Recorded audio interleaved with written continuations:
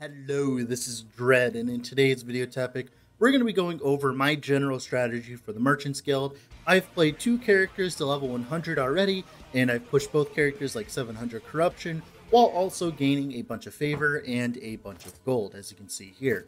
So I've also been buying very high ticket items, like for instance a 4 LP Urzel's Pride, and a bunch of other items like 3 LP Peak of the Mountains and stuff. So I've been playing around with the Merchants Guild and messing around with it a lot over the past few days. So the first thing that is very important for the Merchants Guild that not many people tell you is favor is your most important resource. In the Merchants Guild, gold doesn't matter, favor matters, because to make any action in the Merchants Guild, to like make any push for currency or anything like that, you need favor, and you need lots of it. So how do you gain a lot of favor very quickly? So let's show off two different monoliths, right? So the first monolith that we're going to be looking at is a monolith that I pushed to 188 corruption while I was farming for blessings. So here you can see that the current increased XP modifier here, 178% increased experience gained. So you gain favor whenever you gain XP, right? So you want this modifier here to be about as high as humanly possible, while also being able to kill as many monsters as possible. So here, my build would be killing things very quickly, and I wouldn't be gaining that much XP per hour because, you know, like I'd be killing things quickly, but not really like high value enemies, right? Since we're only in 188 corruption. But if we were to go over here to Blood, Frost, and Death, my build can handle much higher corruption, like 600 right now. That's what I've been farming.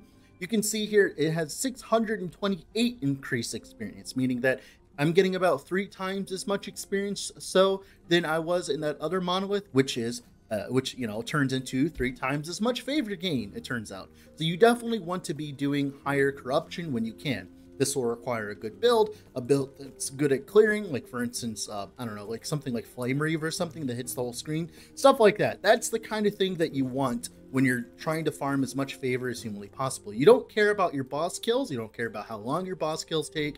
All you care about is the pure efficiency of running into a monolith, killing as many monsters as possible, and like in general, you want to be choosing to do this in monoliths that have a lot of monster density. So there's a lot of different monoliths here, and they have their own kind of monster type. So like for instance, you generally want to be going for monoliths that have like bugs and spiders and stuff like that. You want to be avoiding monoliths that have a lot of diamond matrons and like profane fleshes and stuff like that. So far I've been farming Blood, Frost, and Death. It's like kind of middle of the road, I think I would say, for corruption pushing, right, in terms of getting as much favor as possible. But yeah, so first things off, like I said, get as much favor as possible. You need to be doing a bunch of killing monsters, and a bunch of killing high value monsters in high corruption. Alright, so now we're back at the Merchants Guild. The next part after gaining a bunch of favor is to spend that favor wisely. So there's a few ways of going about this. I think there's like 3 different ways of going about it. The first way is to sell idols. So if you don't know, right now in the Merchants Guild, I have 3 different items in my inventory, right? And we're going to showcase the different prices that these items can go for. So we're going to list an item here, right? So we're going to list this idol. This idol costs 200 favor to, of course, put on the market. That's not that much. And this is for every single idol in existence. Any idol goes up for 200 favor. It doesn't matter what kind of idol it is, right? I think it might vary. I'm not entirely sure. But generally, idols are very low in favor costs. Then let's look at this tier 7 item. This tier 7 item requires 1,000 favor to be put on the market, right? And then this Kestrel here, this 3 LP Kestrel, costs 4,000 favor to be put on the market. So, what does this mean? Well, if all you care about is making a bunch of gold, and you don't care about, let's say, the quality of the items that you're putting on the market, right? The best way of gaining a bunch of gold per your favor is to farm idols. So we can look at some of the idols here, right? One of the bigger exports in idols right now is double HP idols, because a lot of people want them for their low life builds, right? So it's like here. So like here, it's like 122,000 for 200 favor, right, to put on the market. These were like 200 favor to put on the market, 500k, 150k, right? These are generally like high value items being put for low amounts of favor in the market. So idols, farming idols in general is a good way of getting a bunch of gold without spending too much favor. So in the Monolith of Fate, you'll be like rushing idol nodes everywhere and then listing all of your idols for probably a bulk price depending on the idol. But if it looks specifically good, what you do is you go and price check the idol, right? But that's like the first thing, right? Idols are the first way of gaining a lot of gold while not spending a lot of favor. Now, the next export, the next way of getting a bunch of gold very quickly is through exalt buying, exalt selling, right? So when you're in the Monolith of Fate, you're going to be dropping a lot of different exalted items, tier 6s, tier 7, stuff like that, right? And you're going to end up with a lot of them. So let's look at my sold tab here. Let's go sold, right? We're going to do it by list here. So let's look at some things. So here's a belt here, right? This belt here. This sold for 150k. I'll be honest, I don't know why, but it sold for 150k, right? Let's look here. This katana, this was my old katana. It sold for 150k. This dragon horn wand sold for 150k. And this item sold for 150k. This item sold for 150k. So as you can tell, I'm posting a very large amount of exalted items for a bulk price. Why am I doing that?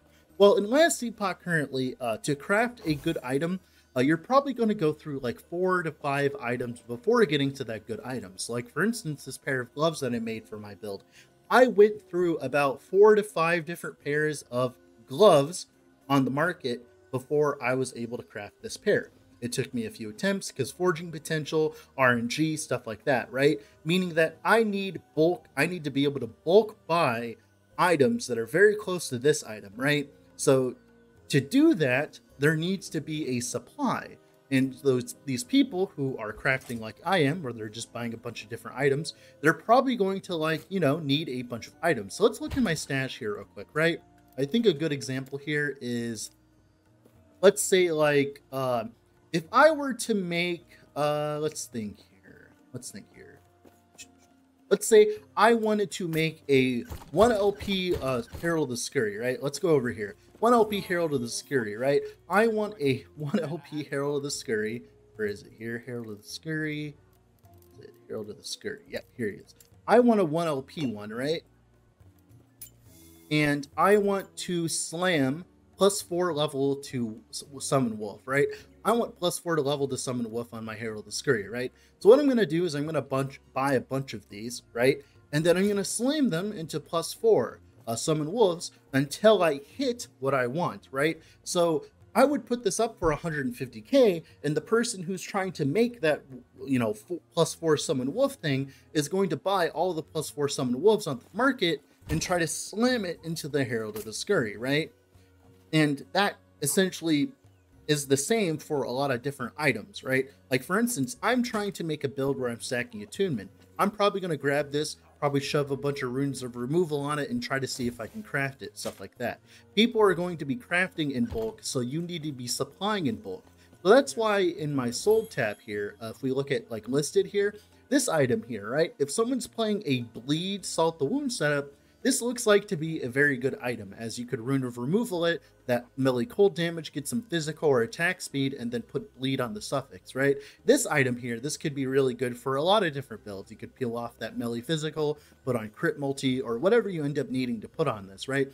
Same thing with this, the shock on hit, that's really good for, what is that called? Branded deception build, stuff like that. So like, there's just a lot of potential of selling just cheap items, like for instance this pair of gloves here, right? A strength plus cast speed, that's a good start, right? Like you can get this is really good for if you're to use like, what is it called, the cleaver solution, right? Like this is a really good base for like a cleaver solution build. You just add like double suffixes, because of the RNG nature of crafting, this means that you generally have to go through a lot of items before you get the item that you want. So like for instance, this item here, the Cinder Song, it took me about 3 Cinder Songs and 3 wands to get to the point where I was able to use a Cinder Song. That's about 3 Cinder Songs that I bought off the market and used, and that's 3 exalted items. So those exalted items need to be on the market for me to be able to do this. Like for instance, another thing, I went through a bunch of different pairs of boots to get to these Atera's boots, so I needed to buy a bunch of different boots off the market. So that means that there is a market for people, making really good pairs of boots, right? And to do that, you need mediocre boots on the market, which you can craft into good LP slammable things, right? And that's the second way. And the third way is to simply just kind of metagame a little bit and look at what other people are playing. So like right now, a lot of people are playing low life. So if we were to open my stall here and sold, and to look down the list, there's a lot of people playing with Frostbite Shackles that went for like 150k. There's a lot of people playing with Apogee of the Frozen Light. So I dropped the 2LP one. I'm going to put it up for a decent price, right? We go down the list here. Another Frostbite Shackle sold, right? Because I'm farming the thing. Another Frostbite Shackle sold. Another Last Steps of the Living. I have essentially been farming for all of the low life people by farming Blood, Frost, and Death, right? And you can do the same thing, right? I think there was a 2LP Last Steps of the Living. Let's look at high here, high to low here. So this Omnis has been selling for like $1 million each, right? So here you go. A 2LP Last Steps of the Living sold for like 2 million gold, right?